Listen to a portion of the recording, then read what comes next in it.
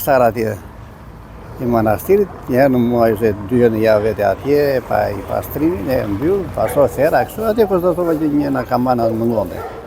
E raportova Metropolin Gjirokastër, herë nga ta. Po në polici është bërë denoncim? Po është bërë në polici, si vajta dhe policinë, mbajtë në polici, bën deklarime. Ka ardhur njëri atje në objekt? Këtu në objekt? Na policia herë atje më policia, është bërë denoncim me të gjitha.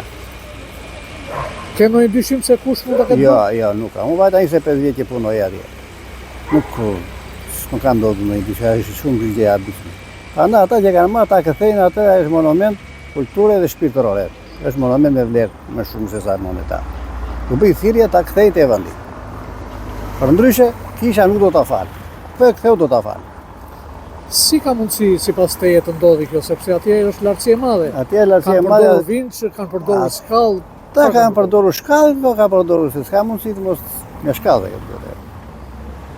Gjatë natës sigurisht. Atje do natën, ditën ashtu. Si do jetë puna ditën nuk do. Është i rrethuar manastiri?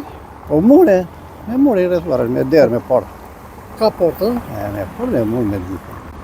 Këto nuk ishin prishur, as porta hyrëse. Jo, kanë hyrë në mbrapa, në porta të kja e jepet në mbrapa të tjera. Jini në pritje për të rikthyer. Po ja kemi bërë thirrjen, po ta bëjë një herë për së fundit e radio shqiptare, televizori shqiptar. Të kthehet me një herë.